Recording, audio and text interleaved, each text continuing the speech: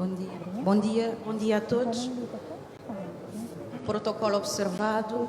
Vamos começar o segundo dia dos trabalhos. Eu vou moderar este painel, que é um painel longo. Portanto, vou ditar algumas regras. A primeira regra é relativamente ao tempo. Cada orador vai ter máximo 7 minutos para fazer a sua intervenção e vou pedir rigor, que sejamos exímios no cumprimento do tempo. Primeiro, para não comprometer a ordem dos trabalhos subsequentes, e depois a organização tem compromissos com o hotel, por sua vez tem com os clientes, portanto vamos ser rigorosos na gestão do tempo.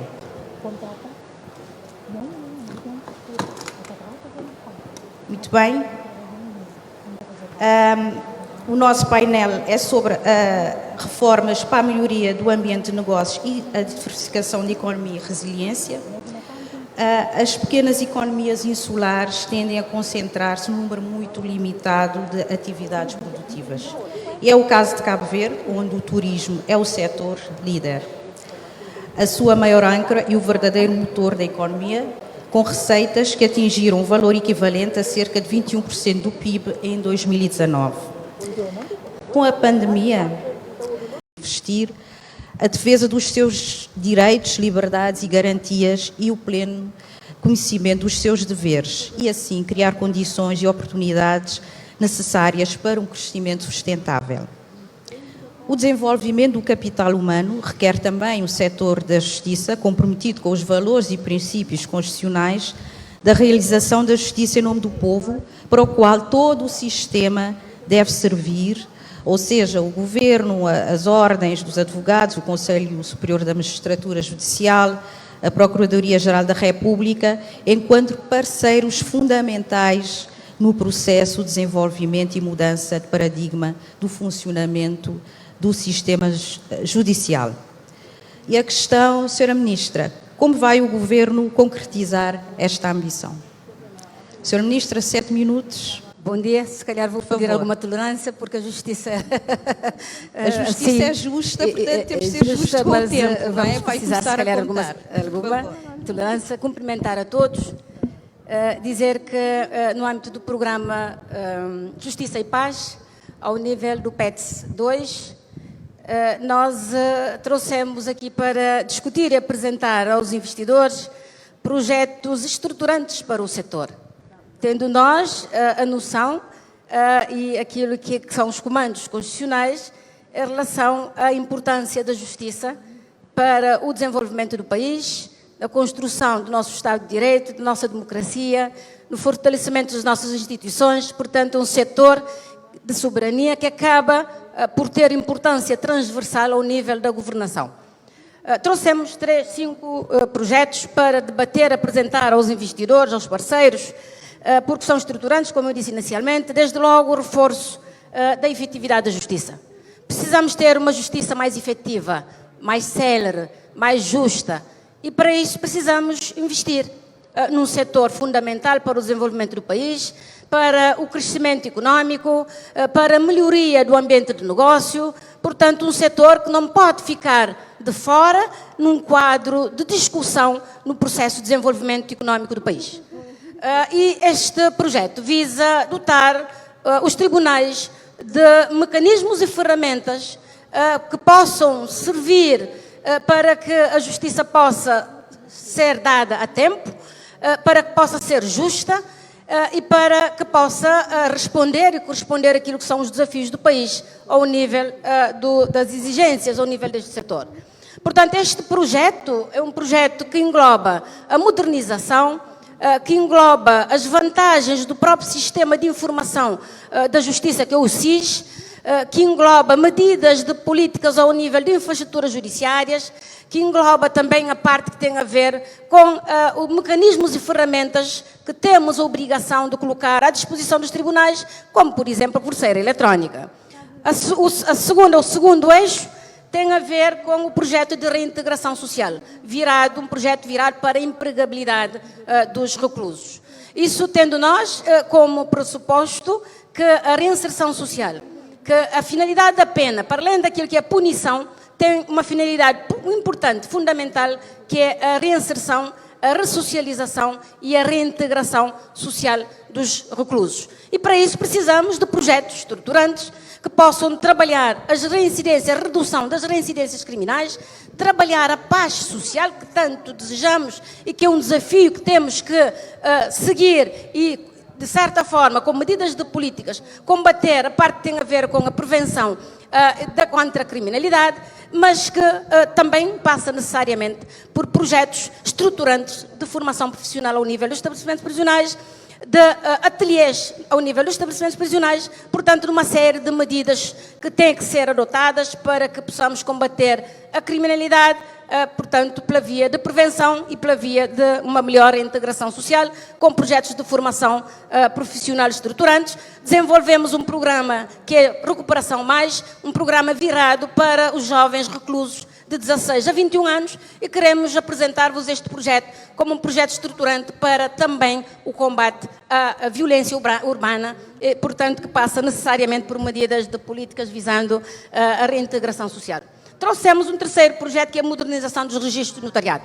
Não há desenvolvimento do país ou investimento sem que tenhamos um serviço de registro do notariado à altura de responder àquilo que são as exigências do setor privado, da empresa e do particular, do cabo-verdiano e não só do estrangeiro, de todos quantos desejam investir no país. E para isso é preciso investimentos no setor estruturantes, que tem a ver com o upgrade aos sistemas que nós temos hoje de informação criminal, ao sistema de registro e notariado, ao sistema predial, ao sistema comercial, ao sistema de registro automóvel. Portanto, precisamos investir seriamente na digitalização e na digitação para que possamos, a breve trecho, criar condições para a prestação de serviços online. O investidor quer saber as condições que o país tem para receber o investimento. É a primeira pergunta que o investidor faz. E como é que o país poderá oferecer ao investidor a confiança no setor, a segurança jurídica também nos seus negócios,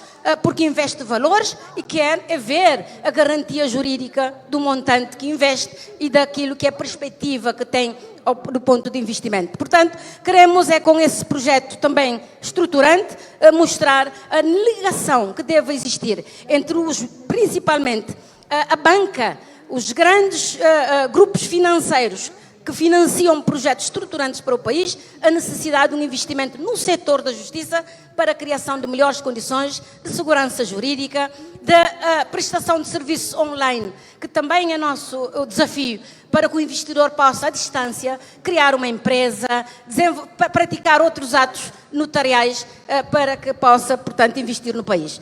O quarto, já vou terminar, a modernização e qualificação da investigação. Tratar a investigação criminal como um desafio do país, investir na prevenção, na repressão também, mas, sobretudo, o combate à criminalidade transnacional. O combate à droga é um desafio não só do país, mas da Europa, dos Estados Unidos. Portanto, precisamos de parceiros conscientes em como, combatendo a criminalidade a montante, estaremos a combater a criminalidade a jusante. E, para terminar, o reforço de meios de prevenção ao combate à lavagem de capitais, que é um dos desafios que o país tem, dentro do quadro do GIABA, do GAFI, o grande grupo de que nós também pertencemos. Nós queremos investimento limpo, queremos uma concorrência limpa. E para isso é preciso que o dinheiro que entra para investimento seja um dinheiro limpo, possa criar condições para uma concorrência, uma sã concorrência ao nível do setor, ao nível de investimentos. Temos a ENCAV, trouxemos-la como um instrumento, uma estratégia que nós desenvolvemos em concertação com a ONU-DC, para que possamos combater a lavagem de capitais, trazer bons investidores para Cabo Verde e termos sempre em conta a questão que tem a ver com a criminalidade organizada transnacional, os desafios que o país tem a esse nível. Portanto, com 24 ações que o Ministério da Justiça terá que desenvolver nos próximos tempos, visando responder e corresponder àquilo que são as exigências ao nível regional e internacional. E, para terminar, eu gostaria, senhora moderadora, agradecer os parceiros com os quais temos trabalhado, a ONU-DC, o PNUD, a Unicef, os Estados Unidos, a União Europeia, portanto, todos os parceiros que têm tido uma visão em como o setor de justiça é um setor importantíssimo para o desenvolvimento económico, para o desenvolvimento sustentável, e sem justiça não há Estado de Direito, não há desenvolvimento económico. Obrigada. Muito obrigada, senhora Ministra. Obrigada pela visão e pela justiça na gestão do tempo. Muito obrigada. Senhora Ministra doutora Edna Oliveira, Ministra da Modernização do Estado e Administração Pública. Com o PEDS, o Governo de Cabo Verde chama a si a responsabilidade de implementação do novo modelo da administração pública, ciente da necessidade de dar continuidade à implementação de um conjunto de mudanças efetivas e profundas na forma de atuação do Estado e da forma como este se relaciona com os cidadãos e as empresas. O que nós queremos saber, Sra. Ministra, é um conjunto de questões. Quais são os desafios? É a primeira questão, a primeira vertente. Como é que vamos implementar este modelo? Quais são os impactos na vida dos cidadãos, dos investidores nacionais, das empresas e da nossa diáspora? 7 minutos, Sra. Ministra, para explanar a sua visão. Muito obrigada. Bom dia a todos. A administração pública cabo-verdiana integra cerca de 26.958 colaboradores, dos quais 51% são homens, 49% são mulheres e tem um peso no PIB de cerca de 31,9%. E quais são os desafios da nossa administração pública? São muitos. E em relação aos desafios, eu gostaria de destacar alguns. O primeiro desafio é reduzir as instâncias que intervêm no processo decisório.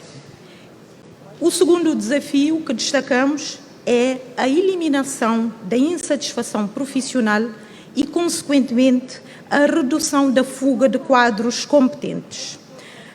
Um terceiro desafio é a eliminação da desigualdade do género no acesso a cargos de direção superior.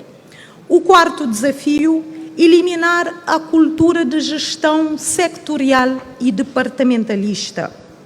Um quinto desafio, aumentar as iniciativas de transparência ativa.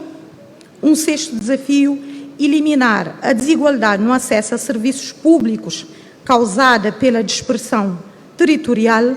E um último desafio que eu gostaria de destacar é aumentar a quantidade de serviços públicos prestados por via digital. Em face aos desafios identificados, o Governo de Cabo Verde enunciou uma visão que tem para o Estado, que é a de um Estado parceiro, regulador, visionário, supletivo, com capacidade de autoridade, promotor da iniciativa privada e das organizações da sociedade civil. Mas esta visão tem subjacente um modelo da administração pública. E qual é esse modelo? É uma nova gestão pública. Este modelo requer que se introduza um conjunto de reformas para garantir que a gestão da coisa pública seja orientada para resultados, em que o foco está nos cidadãos e nas empresas, em que os processos de decisão tornam-se cada vez mais horizontais e transversais e haja uma padronização da atuação da administração pública, porque existe um sistema de avaliação de desempenho e de responsabilização e reconhecimento do mérito. Mas já temos uma visão, já identificamos qual é que é o modelo que queremos implementar, mas importa saber o como. E por isso desenhamos uma estratégia de atuação que, na verdade, materializa os compromissos assumidos pelo Governo em matéria da modernização do Estado.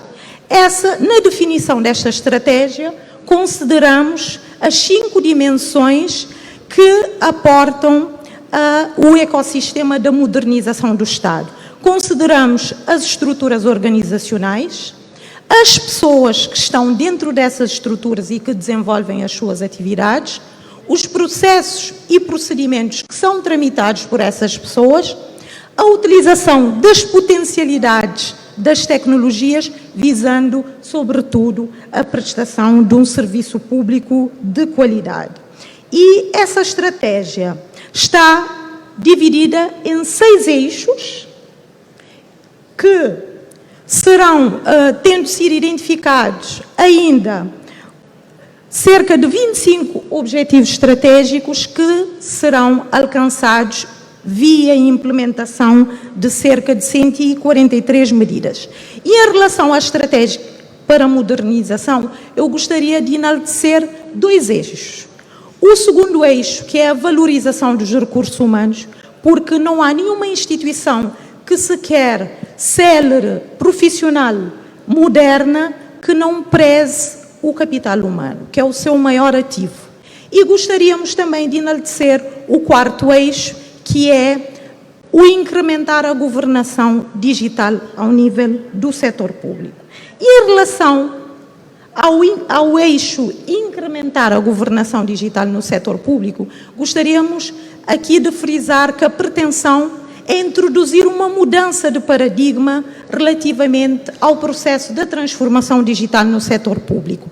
Queremos que a transformação digital seja integrada, transversal e que tenha uma perspectiva nacional, ou seja, abandonar a lógica de silos, a lógica sectorial e departamentalista e implementar um modelo de governança que seja transversal, articulado e com uma coordenação alinhada com uma visão. Por isso, neste eixo, resolvemos também desenvolver uma estratégia, que é a estratégia da governação digital, que está norteada por uma visão, que é de um Cabo Verde digital, um Estado ágil, capaz e resiliente, confiável, transparente, mais próximo em todas as etapas de vida dos cidadãos e das empresas. A implementação desta estratégia de governação digital implica intervenção em 9 áreas, materializada através de 55 estruturantes. E então, para materializarmos essa visão estratégica que temos, o que é necessário? É necessário que possamos identificar as metas, traçar o caminho, identificar as potencialidades para podermos prever os riscos e, por isso, avançamos para a elaboração de um plano de ação que enunciou 34 metas, identificou um conjunto de produtos, sendo que desses produtos, 95 estão associados ao PED 2. E, perspectivando a materialização desta agenda, trouxemos 3 pacotes de projetos que consideramos ser transformadores. O primeiro pacote, relacionado com a questão da valorização dos recursos humanos, é o pacote que visa implementar um sistema integrado de gestão de recursos humanos. O segundo pacote, que na verdade também faz parte do sistema integrado de gestão de recursos humanos, mas resolvemos autonomizar por considerarmos ser extremamente premente a implementação de um sistema continuado e permanente de capacitação dos recursos humanos da administração pública. E o terceiro pacote tem a ver particularmente com a visão que nós anunciamos aqui relativamente à governança da transformação digital, que é o pacote Transformação Digital numa perspectiva integrada. Este pacote integra 5 pacotes e que são os seguintes: a saúde digital, a justiça digital, a transformação digital na educação, o incrementar a governação digital na administração pública e a transformação digital das finanças públicas. Está aqui indicado qual é que é a implicação financeira para a implementação desse pacote, que consideramos ser estruturantes para uma administração pública moderna e capaz. E para terminar, quais é que são os resultados que queremos aportar para os utentes e cidadãos da administração pública cabo-verdiana? Queremos reter quadros qualificados, garantir uma estabilidade e satisfação profissional dos seus colaboradores. Queremos que as políticas públicas sejam definidas com base em dados e evidência. Queremos uma administração pública profissionalizada e integrada e queremos garantir uma efetiva participação cidadã e, com isso, ter um Estado transparente. Seguramente que, se conseguirmos implementar todos esses projetos com sucesso, estaremos então a garantir maior comodidade para os cidadãos, por via do acesso aos serviços públicos por via digital, estaremos a garantir uma maior partilha de dados e, com isso, um Estado mais transparente, estaremos a propiciar uma igualdade de oportunidades a todos os cidadãos, quer sejam os espalhados pelas ilhas e os na diáspora, e, com isso, promover a economia do país e garantir o desenvolvimento sustentável. Muito obrigada. Muito obrigada, Sr. Ministro. Obrigada pela partilha da visão. Estamos certos que com a sua liderança irá certamente conseguir implementar a estratégia. Vou passar para este lado. Ainda não tinha reparado, mas já repararam com certeza que temos o painel mais equilibrado aqui do dia. Portanto, em termos de género, estamos em perfeita simbiose. Muito bem. Então, já subimos um degrau, não é, Sr. Ministro? Sr. Governador do Banco de Cabo Verde, Dr. Oscar Santos. O bom funcionamento das instituições é fundamental para uma dinâmica sustentável do mercado. Entretanto, exige que se acompanhe bem a intervenção dos players para se garantir essa sustentabilidade. É verdade que muitas vezes questiona-se a intervenção das reguladoras por não deixar funcionar o mercado em pleno, mas sabemos que a regulação tem um papel importante a desempenhar na criação de um contexto de previsibilidade, transparência e confiança, que são essenciais para o investimento e para os negócios. A complexidade da regulação cresce com as concessões, as privatizações e a promoção de setores catalíticos. A questão que gostaríamos que o Dr. Oscar nos ajudasse a compreender era quais são os desafios para o contexto cabo-verdiano, começando pelo setor financeiro, mas sobretudo no setor real. Os habituais 7 minutos, Sr. Governador. Muito bom dia a todos. Desculpa, eu sinto mais à vontade do púlpito, até para não perder o hábito, não é? A pergunta de fato é lata, mas vou 2 ou 3 notas de reflexão tentar respondê-la. A primeira tem a ver com a questão da resiliência. É um tema que entrou no nosso vocabulário, nomeadamente por causa da Covid. E a primeira nota tem a ver exatamente com esta questão. Nós estamos a viver numa economia pequena, dependente do exterior, de parcos recursos materiais. Teve, portanto, uma contração na atividade económica em 2020 de quase 19%, recupera em 2021 em 7%, em 2022, surpreendentemente, atinge uma taxa de 17%, talvez a mais alta da sua história, ou uma das mais altas do mundo. E a questão que se coloca, portanto, o que é que vai acontecer em 2023? Portanto, normalmente, o que é que nós temos é que, normalmente, as economias seguem uma taxa de crescimento ascendente, portanto, uma linha reta perto do seu potencial. A estimativa do potencial de crescimento da economia cabo-verdiana foi estimada em tempos à volta de 5%. O que é que significa? Se nós estamos acima do potencial, estamos bem. Se estamos abaixo, temos problemas. Qual vai ser a taxa de crescimento para 2023? Portanto, o Banco Central estaria, portanto, na próxima semana a responder a essa questão. Vamos voltar à questão do papel do Banco Central na regulação. E nós estamos, hoje em dia, a viver um ambiente inflacionário. E, normalmente, os bancos centrais, os governadores dos bancos centrais falam muito pouco quando as coisas estão a funcionar muito bem. Quando a taxa de inflação é baixa, a taxa de juros também é baixa, ninguém lembra-se do Banco Central, porque o Banco Central fala pouco e o mercado deixa que o mercado funcione. Mas, recentemente, nós temos verificado que vários bancos centrais têm sido criticados e, em algumas latitudes, até a sua independência, entre aspas, tem sido posta em causa. Por causa do aperto das condições monetárias nos últimos tempos, para o combate à inflação. Portanto, é só ver o que está a acontecer nos Estados Unidos, em que a taxa, portanto, dos bilhetes de tesouro de 3 meses atinge quase 5%. Na Europa, praticamente a mesma coisa. Isso tem impacto, sobretudo, para as pessoas que têm crédito à habitação. Aí está, portanto, algumas críticas é que talvez alguns bancos centrais reagiram agressivamente, ou forte demais, ou tardiamente.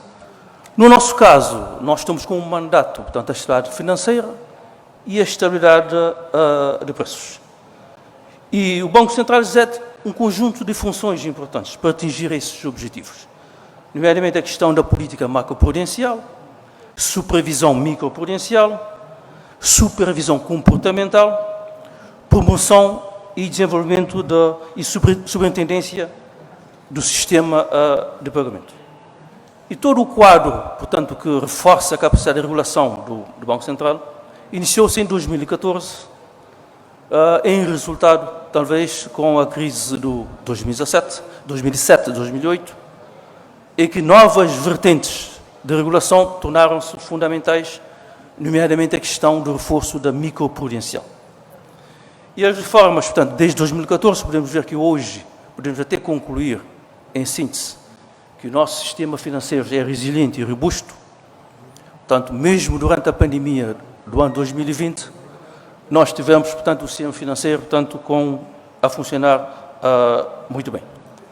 E há um conjunto, portanto, de medidas, portanto, que foram tomadas ao longo dos tempos. Posso falar de 2017, com a lei que cria o Fundo de Garantia de Depósitos.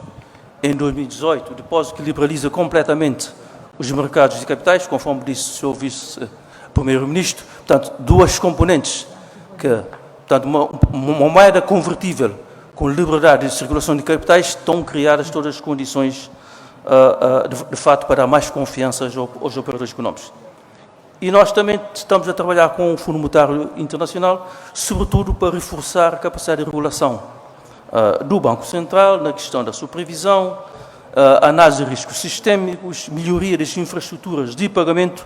E nós teremos, em brevemente, a propor, no quadro da nova lei orgânica, que reforça a capacidade do Banco Central, reforça a sua independência, o novo sistema de governança e também, portanto, novas interações na emissão da moeda digital chamada CBDC e, igualmente, nós teremos criado um quadro para a regulamentação de toda a moeda digital, nomeadamente o que tem a ver com criptoativos. Portanto, é esse, basicamente, o quadro que o Banco Central tem funcionado. Não sei se ultrapassei o tempo, mas o desafio fundamental para nós, para os próximos tempos, tem exatamente a ver com esse novo quadro que nós temos na nova orgânica do banco, tendo em conta que as incertezas ainda continuam. Portanto, nós estamos a viver num mundo com várias incertezas. Por um lado, o combate da inflação. A questão que se coloca é como que um país pequeno como Cabo Verde, que tem um regime cambial de paridade fixo com liberdade de circulação de capitais, o que é que a política monetária pode fazer para combater a inflação? Portanto, é uma questão, talvez, académica, teórica, mas é de fato uma questão que nós enfrentamos diariamente. Devemos aumentar a taxa ou não? Mas, em qualquer dos casos, nós já iniciamos um processo de normalização, nomeadamente das questões relacionadas com as questões prudenciais, com um quadro, portanto, de normalização até 2024. Este é o quadro que nós temos a fornecer à banca, e nós temos um setor bancário que nos últimos tempos, portanto, que é sólido, teve um crescimento de resultados líquidos nos últimos tempos de 26%, comparativamente ao ano anterior. O rácio de adequação de capital, o chamado rácio de solvabilidade, que a lei estipula em 10%, 12%, o sistema em cerca de 22%, portanto, o dobro. Portanto, nós temos, de fato, um nível de mal parado, que em 2014 se situava à volta de 13%, hoje 8%, que apesar de, comparativamente a outros países mais evoluídos, portanto, um rácio um pouco mais alto. Mesmo com a eliminação do termo das moratórias, nós podemos ver que o estudo que o Banco Central fez, sobretudo aos dois bancos mais sistémicos, o regime pós-moratória, o sistema ainda continua sólido. Aí está a confiança no regime financeiro cabo-verdiano. Muito obrigado.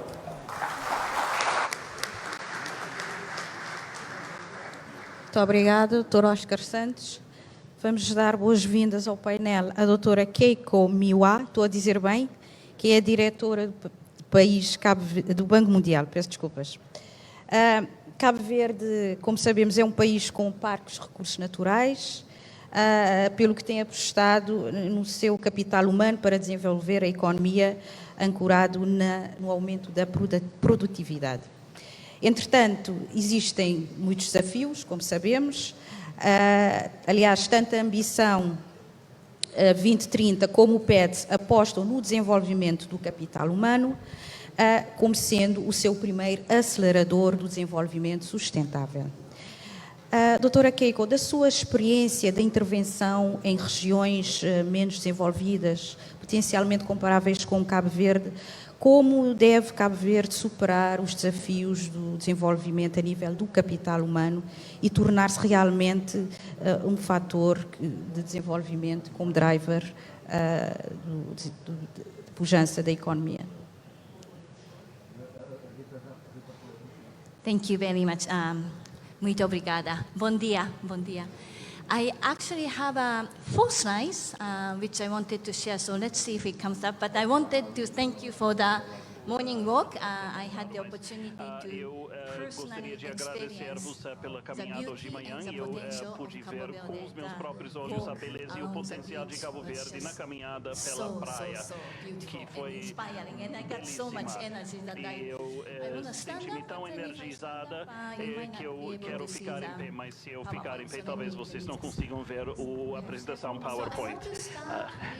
Então, eu gostaria de começar por uma visão mais global. Então, o Banco Mundial tem estado a fazer um estudo global que se chama Alterando a Riqueza das Nações, que é um estudo que visa ver a riqueza das nações constituídas por capitais naturais renováveis e não renováveis e capital humano e ativos estrangeiros. Então, não sei, e temos capital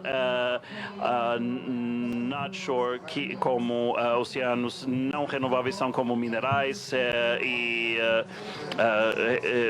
capital humano são as pessoas, etc. Então, o que é muito interessante é que, globalmente falando, se formos ver todos os componentes, 64% da riqueza de uma nação constitui-se pela capital humano. E não é de se surpreender que se... E enquanto o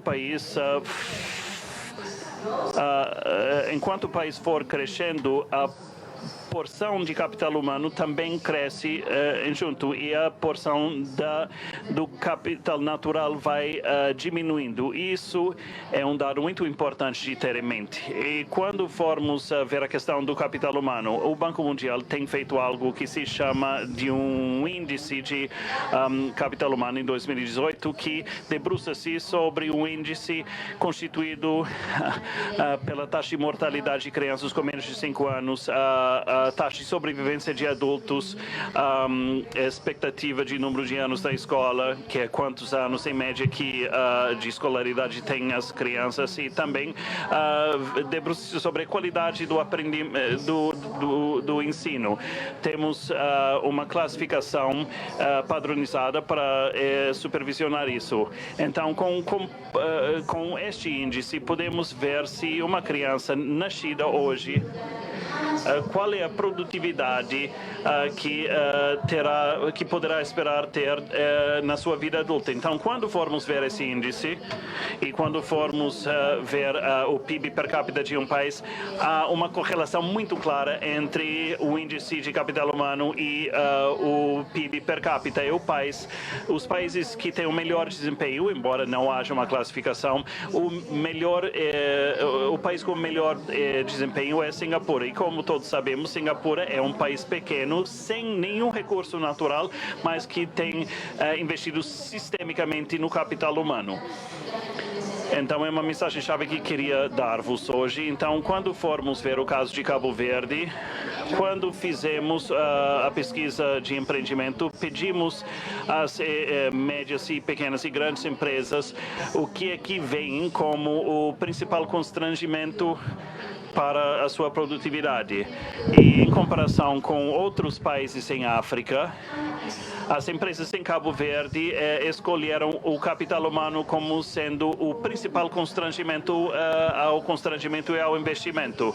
Então, voltando atrás, aqui vemos a correlação entre o capital humano e o crescimento econômico. Então, podemos ver essa linha clara. Então, Singapura fica lá em cima.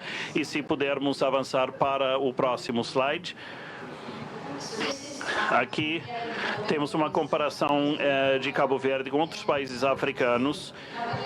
Então, empresas em Cabo Verde dizem que o capital humano constitui um grande constrangimento para o crescimento. E quando formos ver o número de pessoas que estão a ser formadas nos respectivos setores em Cabo Verde,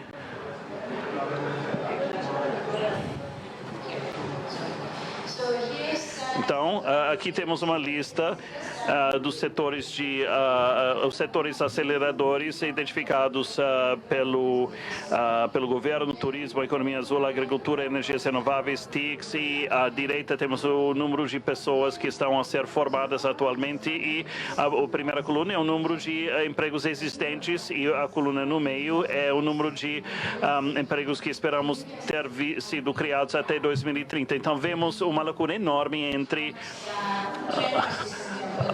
o que o sistema de informação pode produzir e o número de empregos que podem ser esperados. Isso é apenas para o setor de formação. Mas para melhorar a competitividade e o capital humano, o que é necessário é que, primeiramente, se façam investimentos no ensino básico e a qualidade de matemática, leitura, essas competências básicas, mas também, dada a incerteza do mundo em que vivemos, uma criança com 10 anos hoje em dia, quando for adulto, algumas pessoas acham que mais da metade dos empregos existentes hoje não irão existir. São empregos que nem sequer podemos imaginar hoje em dia, mas haverá novos empregos. O que isso significa para o capital humano? Precisamos de competências básicas fortes, sim, mas temos que ser adaptáveis e precisamos de competências fortes na área digital e nas línguas, e também a capacidade de continuar a crescer. A aprendizagem nunca para com a escola. Você é finalista, mas depois de você sair da escola, você tem que continuar a adaptar-se às mudanças no mundo. Isso são as competências mais importantes. Eu quero voltar para o caso da Singapura. A Singapura tornou-se independente apenas 10 anos antes de Cabo Verde, em 1965. Uma coisa que tem feito consistentemente é investir no capital humano. E talvez eu possa mencionar 4 principais pontos. Investiram em dados. Você falou de dados anteriormente. Você tem que ter dados para saber onde que está e utilizar esses dados para a formulação de políticas. Isso é muito importante. Segundo, muito semelhantemente a Cabo Verde, Singapura tem uma boa liderança, uma liderança forte com uma visão e uma governação muito transparente. E esta visão vai infiltrando na burocracia, na administração pública. E terceiro, receitas nacionais têm sido investidos nos recursos humanos, e finalmente Singapura tem um governo que nunca se mantém complacente. Quando dissemos ao primeiro-ministro da Singapura que seu índice de capital humano é o melhor do mundo, ele disse que não é bom o suficiente. Singapura pode melhorar e queremos melhorar enquanto país. Então, Singapura é aberta a novas ideias, está pronta para inovar e lança mão das tecnologias digitais. E realmente me lembrou Cabo Verde. Eu acho que há muitos paralelos entre Singapura e Cabo Verde em termos da mentalidade do governo, quanto à orientação futura do governo. Eu acho que juntos podemos fazer isso e temos que investir e utilizar e proteger o capital humano em Cabo Verde. Muito obrigada.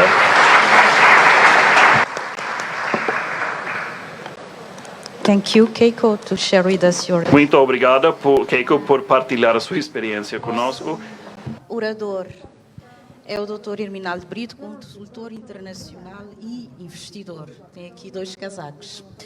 Portanto, o PETS prevê a criação de um centro financeiro internacional da praia e, desta forma, transformar Cabo Verde numa plataforma financeira, criando, assim, oportunidades para bancos internacionais e fundos realizarem as suas operações financeiras internacionais a partir de Cabo Verde, no pressuposto da competitividade do país e também da necessidade de dar suporte às empresas que se localizam em Cabo Verde e promover a exportação de serviços digitais. E também conferir suporte ao relançamento da indústria, visando, sobretudo, o aumento da exportação de bens. Dr. Herminaldo, quais são os desafios maiores a enfrentar e vencer para a criação da plataforma financeira? Quais são as orientações estratégicas e parcerias para a criação deste mesmo centro e o que se pode esperar deste instrumento no ciclo do PETS? Os habituais 7 minutos, doutor.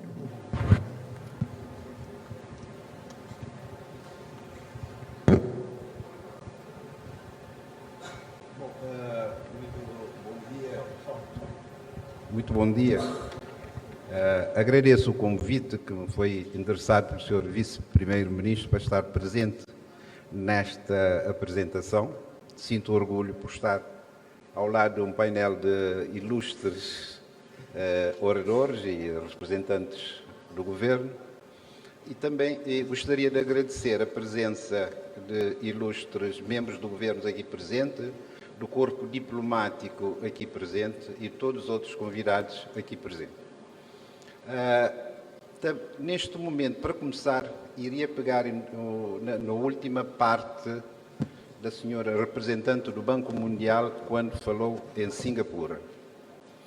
E vou pegar também num ângulo que ela apontou muito interessante, que é usar os dados e usar as projeções com base em dados.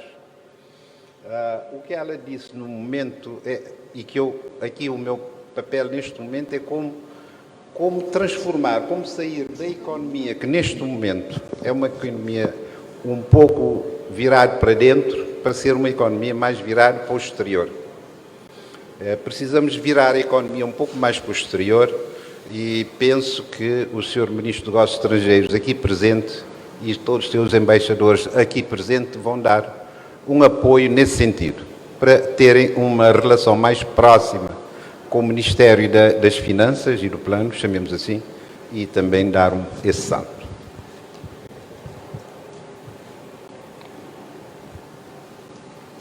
Em termos muito sintéticos, a nossa apresentação vai buscar ao passado, passar rapidamente para o presente antes do Covid e dar o salto para esta fase depois do Covid.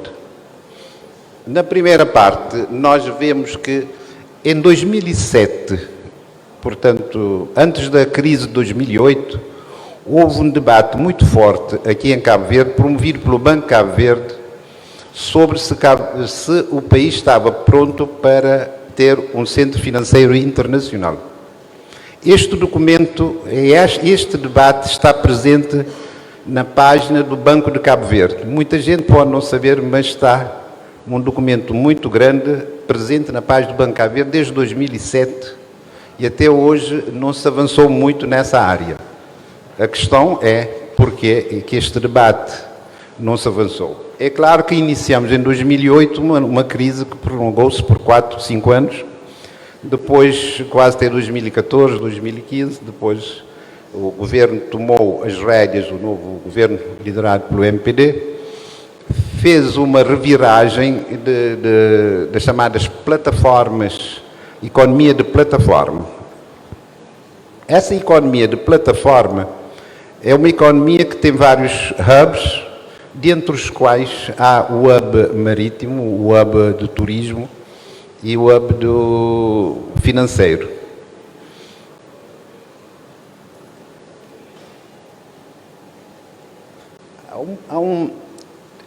O debate que houve na altura, o Sr. Vice-Primeiro-Ministro tocou nele. Nós temos a paridade com o euro há quase 20 anos e desde esta altura não aproveitamos essa relação com o exterior. É um elemento de relação com o exterior muito interessante que nós não andamos a aproveitar. Também temos a liberalização do movimento de capitais, como ele disse, que não está sendo aproveitado. Ou seja, há elementos que nos facilitam a ligação com o exterior que precisam ser potencializados.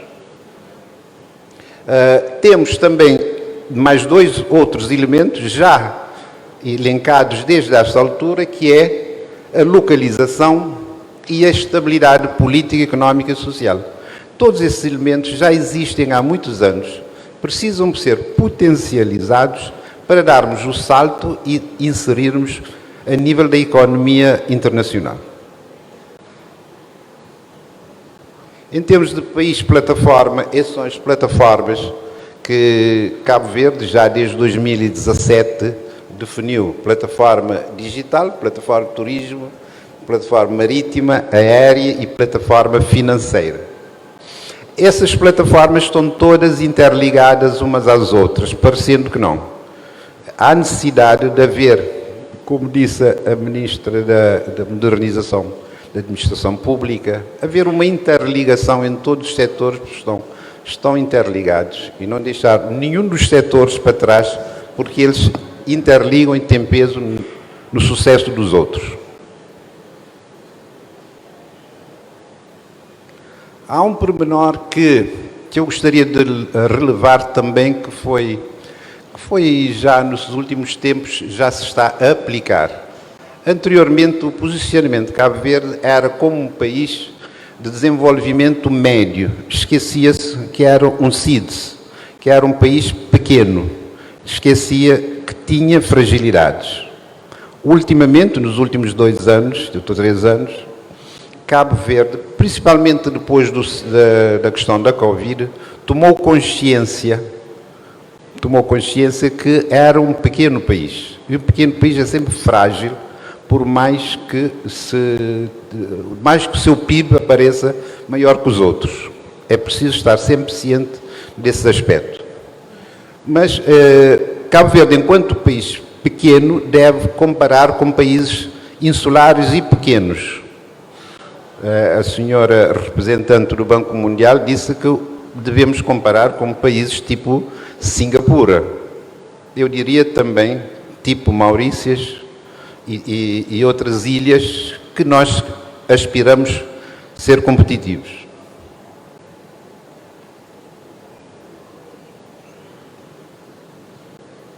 Em termos da política económica do governo para o PEDS, definiu-se essas áreas, esses ancoradores, essas âncoras e esses aceleradores. O capital humano, a economia azul, o turismo, a economia digital e a diáspora. Para o capital humano, a educação de excelência, a igualdade do género, a saúde e emprego digno, como disse a senhora Ministra da Modernização. Para a economia azul, as pescas, a aquacultura, o hub marítimo e logístico, a biotecnologia. Há aqui uma coisa que é muito importante também, que foi introduzida nos últimos anos, que é as chamadas zonas económicas especiais. As zonas económicas especiais, há 2 zonas muito importantes, que é uma em São Vicente, que é a Zona Económica Especial Marítima de São Vicente, e a Zona Económica Especial Tecnológica da Cidade da Praia. Essas são duas unidades, 2 visões interessantes para o desenvolvimento de Cabo Verde. Temos 1 minuto, doutora. Só 1 minuto, ok.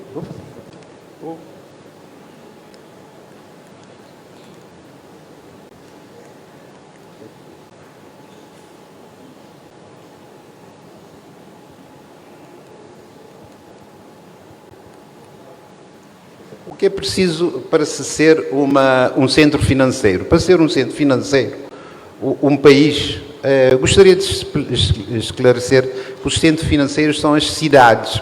A maioria dos centros financeiros são cidades, não são países. localiza-se numa cidade, por isso que nós estamos a falar no Centro Financeiro Internacional da Praia, por ser necessário que ela se encontre numa cidade bem organizada. No entretanto, o que é preciso? Localização para sede de instituições financeiras, sistema político macroeconómico estável, sistema tributário estável, sistema judiciário e legal híbrido. Aqui, a questão do sistema judicial híbrido é bastante importante por causa da convergência do chamado civil law e o common law. Porque muitos países têm um tipo de ambiente judiciário e este deve ser equiparável para fins de... Para ser um centro financeiro internacional, temos que estar consciente que os outros que lá estão acompanharam esse tipo de enquadramento. O ambiente de negócios tem que ser muito importante, o capital humano é importante, as infraestruturas, no seu sentido, ICT, transportes e outros. O setor financeiro tem que estar com mais liquidez, mais capital disponível e a cidade tem que ter reputação e tem que ser atraente, ao mesmo tempo que deve existir universidades na área da inovação. Temos de ir para as conclusões, Dr. Minaldo, estamos a... muito rapidamente. Ok. Há um mapa para atingir, digamos, essa... Já passou.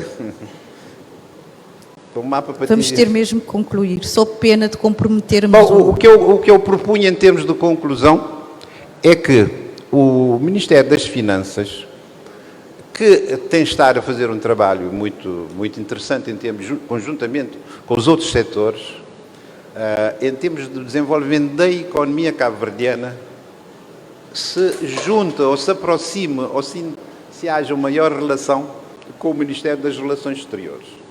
Porque nós precisamos pensar mais para o exterior e um pouco menos para dentro. Estamos, se reparar, mesmo nas apresentações, já elas todas foram viradas para dentro. Muito obrigada, É doutora preciso Minaldo. pensar para o exterior. Muito obrigada. Obrigada. Bem, o próximo orador é o Dr. Aquiles Almada, assessor do Ministério da Coesão Territorial.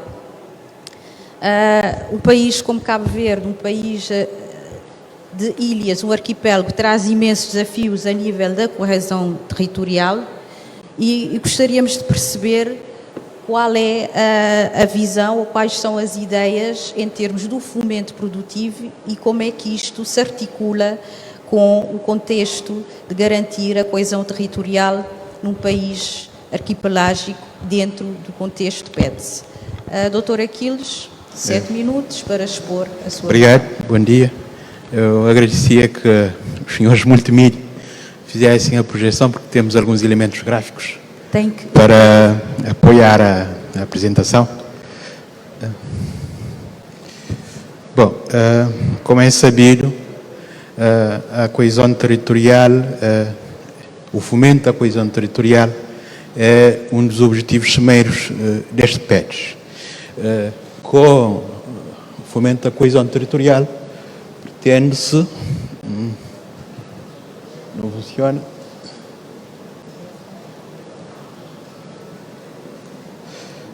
Pretende-se, no fundo, combater as assimetrias inter e intrarregionais, não é?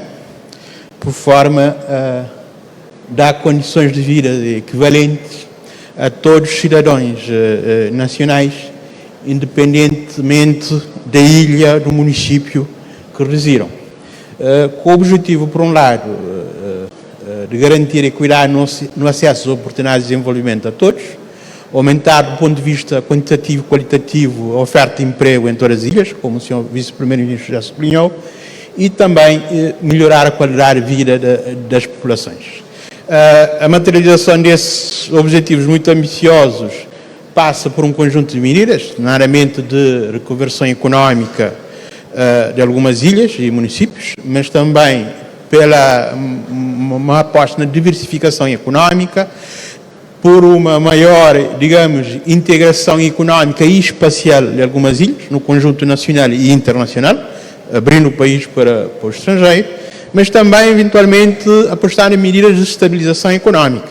Isso porque algumas ilhas têm de estar a perder a população, não há economia, não há desenvolvimento sem pessoas.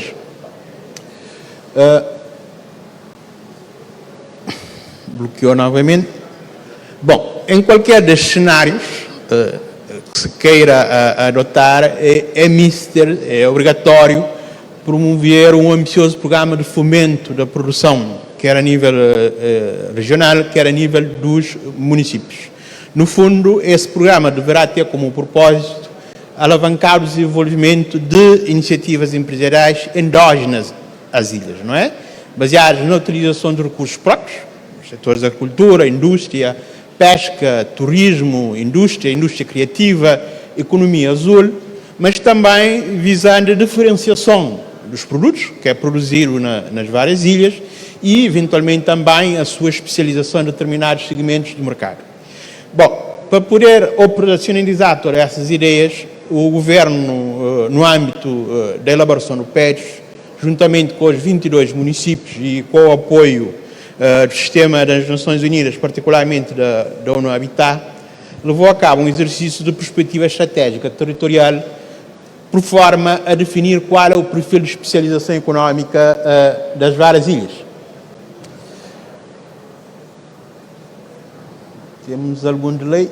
Bom, com esse exercício de identificar o perfil de especialização económica das ilhas, no fundo, pretendeu-se identificar quais são as forças económicas que podem contribuir para reduzir os equilíbrios existentes entre as várias ilhas, pondo em relevo, por um lado, as especificidades económicas de cada uma delas, mas também as vantagens comparativas que possuem e que possam ajudar no processo de desenvolvimento de Cabo Verde.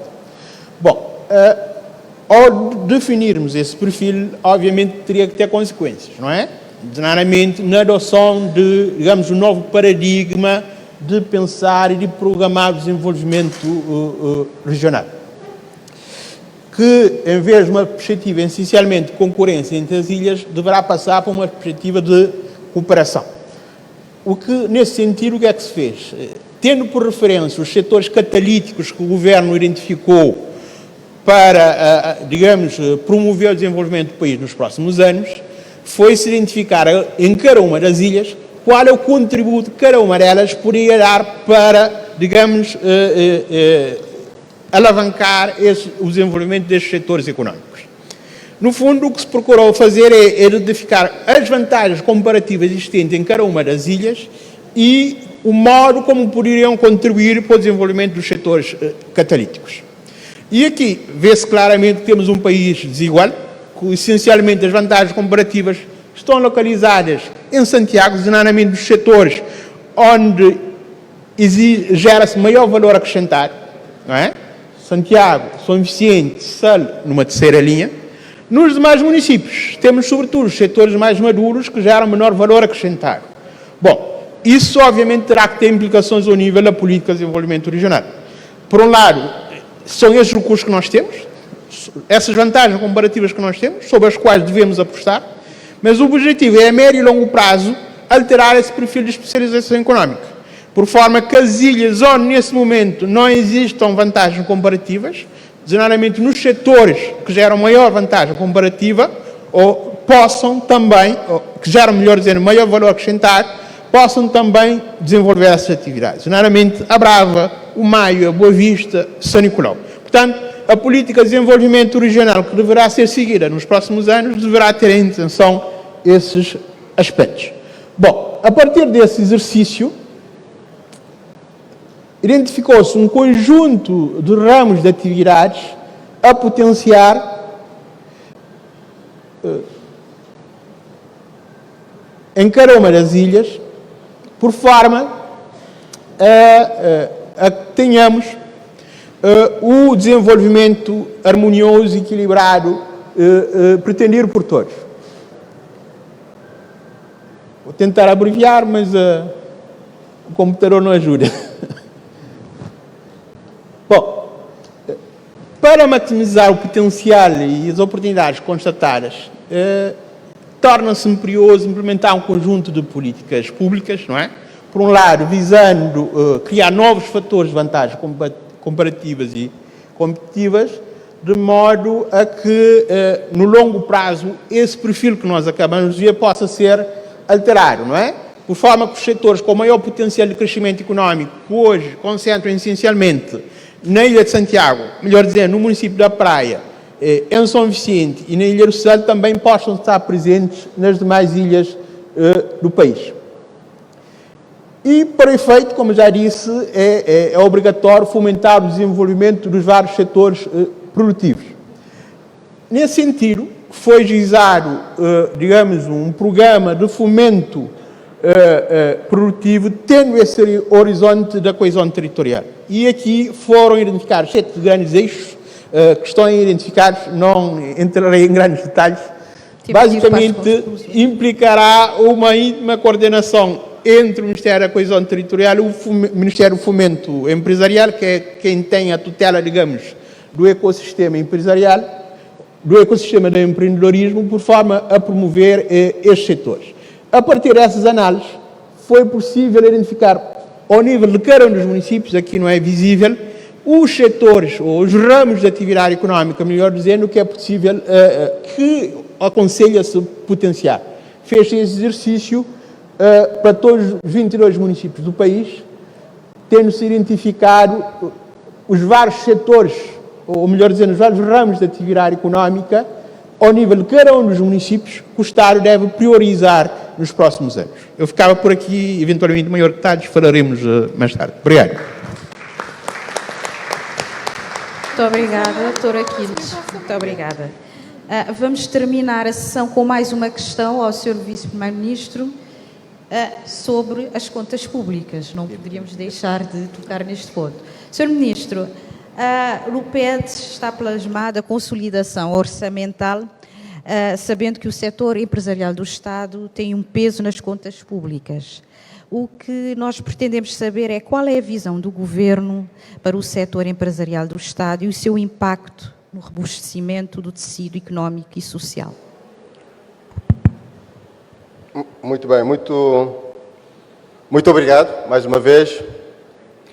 Bom, nós temos que partir do princípio que nós temos um Estado que tem um déficit de financiamento. E nós temos aqui duas opções. Ou vamos fazendo as coisas a conta-gotas, com base nas disponibilidades orçamentais anuais, mas é mesmo a conta-gotas durante gerações, ou temos de ter a capacidade para antecipar esses financiamentos e investimentos. O que é que quero dizer com isto? É que o Estado sozinho não consegue responder às demandas dos cidadãos com a escala que eu referi antes e no tempo certo que as pessoas exigem. Isto é uma necessidade, isso não tem a ver com questões ideológicas, isso é uma questão pragmática. Por isso é que o futuro, para Cabo Verde e para os demais países, é um futuro de parcerias público-privadas.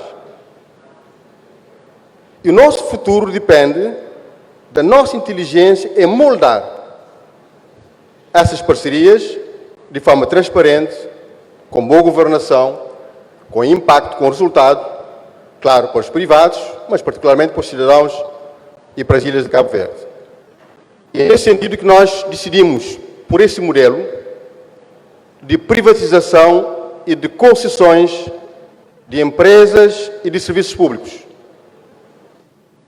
Porque nós acreditamos que o Estado, um Estado pesado, um Estado, alguns chamam de gordo, um Estado que quer fazer tudo, é um Estado incapaz é um Estado ineficiente, é um Estado pastoso, nem um Estado que está talhado para servir os propósitos do presente e do futuro do nosso país.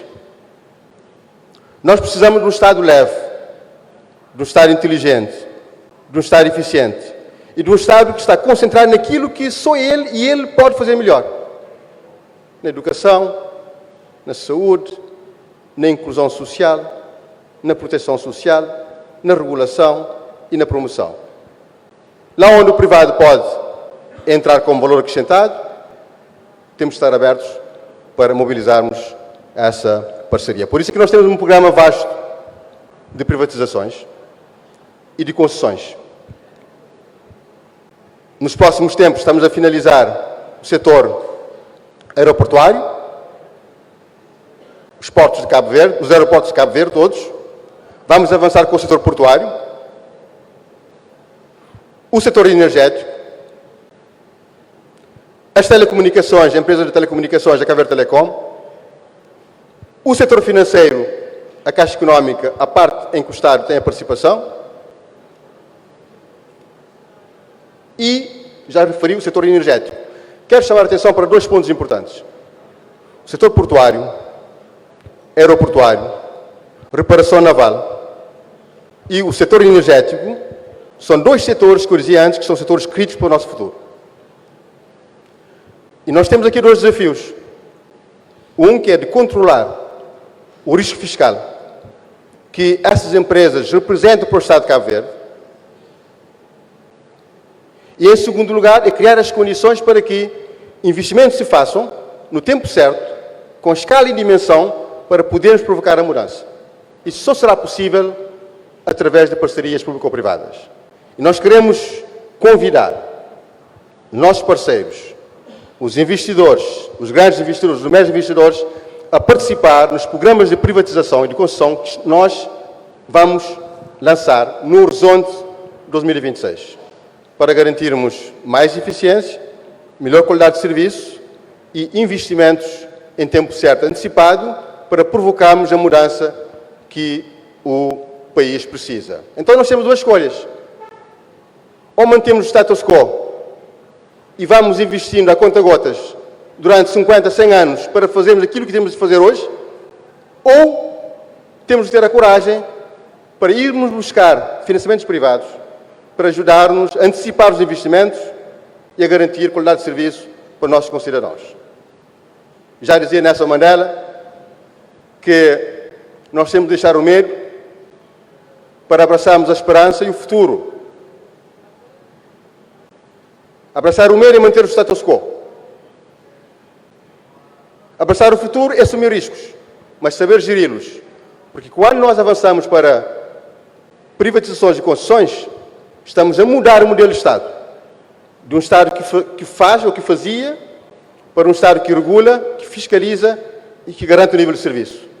Temos de ter instituições fortes, capazes para negociar, para fiscalizar, para regular, para acompanhar, para poder defender a todo o tempo o interesse público, o interesse da nação cabo-verdiana. Então eu termino com isto.